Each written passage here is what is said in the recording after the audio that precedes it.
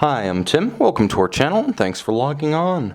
Today we are discussing a visual blast from the past, the iridescent electric blue dial Omega Seamaster Professional 300m reference 223180. This is titanium, 41mm, and one of the finest dive watches of its or any era. You can see and purchase this modern classic on our website. Subscribe to our YouTube channel if you enjoy these videos, and please click on the card in the upper right hand corner of the screen at any time during this video to see our full sales listing for this watch with additional accessories included in the sale, high resolution images for your desktop, and naturally complete pricing details for this watch that cost me so many hours of anguished longing at Tourneau back in Roosevelt Field on Long Island. During my youth, this is one of the watches that got me into luxury watches, period. One of the coolest on the market from its inception in the early 1990s through its phase out in roughly 2005. The titanium Seamaster Professional wasn't just a different feel on the wrist, it was a totally different look. A watch then and now appearing more expensive than it is, and perhaps more elaborate of dial than some featuring lacquer, engraving, or even baked enamel. This is bang for your buck if you want a sheer visual punch done tastefully and memorably. On my wrist, it's 41mm and it's titanium, meaning it's a good size for a modern men's watch without being oversized or undersized. Titanium means it's feather light and also hypoallergenic, so if you have problems with some modern steel alloys that have a high nickel content, this is going to be a wonderful relief from that. You'll also note the watch is slim thanks to the ETA 2892 based caliber inside. The entirety is only 11.8mm thick, and you can see the slope of the bezel. It easily slides underneath a dress cuff if you want to dress it up. And yes, you can dress this up in spite of the burst of color about the dial. The watch has two different ways of measuring it across the wrist. You can measure the lug-to-lug because the watch will look great on a strap and wear just as well. So that measurement would be a reasonable 47.5mm lug-to-lug. Now, if you include the solid end links of the 5-link bracelet, you'll note that it does swell, and rather considerably, as it punches out to 54.2mm across the wrist. But you'll note on my 16cm circumference wrist, there's no difficulty wearing that. I had the steel version of this watch. I wore it for over a decade on a daily basis. I never felt that it was too big for my wrist. I would even say on the bracelet, you could wear this watch on a wrist as small as 14.5cm in circumference, and you could probably take that right down to 14 if you put it on a more pliant strap. In terms of feel, the bracelet was an interesting hybrid of dress and sports styles from the 90s. So it bears the visual signature of both. Almost a straight splicing of something like Rolex's Jubilee with Rolex's own Oyster. That's the aesthetic of this bracelet. It has polish and small intermediate link profiles in places you wouldn't expect to find on a sports watch bracelet. That makes it more appropriate in formal attire. You can actually dress this up in large part because the bracelet cuts both ways stylistically. Now, it's nicely executed. As you can see, it features both polish and satin.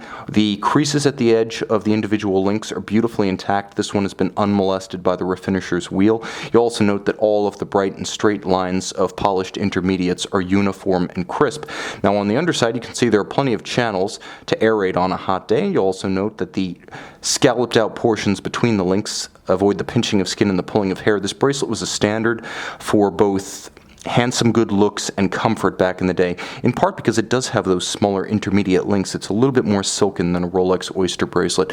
Now, of course, the clasp on the steel and the titanium iterations of this watch were both very solid, as though cut from a single billet of material. They were considerably in advance of what Rolex was offering at the time, and I'll demonstrate because I have an otherwise grail-worthy Zenith-powered Daytona right here, and this is the bracelet reference 78390, and you'll note it's basically just a stamped shell in great condition and redolent of its era. But this is what Rolex was doing back then when Omega was doing this. So this watch was a trendsetter, and this is the clasp that generally is considered to have forced Rolex to reconsider its clasp quality. You have a milled out extension. You can use it for diving over a wetsuit or a dry suit. I find it's best to use over a thick sweater or winter coat if you're going to be outside a lot in cold climes, as I was during my college years in New Hampshire.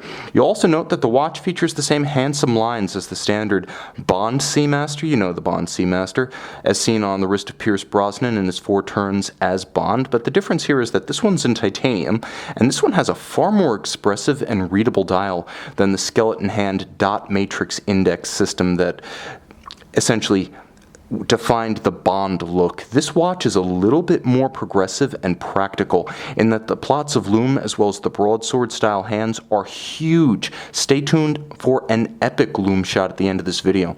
Now you can see that the watch is fairly muted in its profile. Unlike the steel iteration, there's really no high polish here. There's no contrast between the bevels and the case flanks, and you'll note the only real polish treatment is executed on top of the dive bezel itself. You can see high polish with indices and numerals with lacquer inserts, so the lacquer is fed into the wells to create what you see here.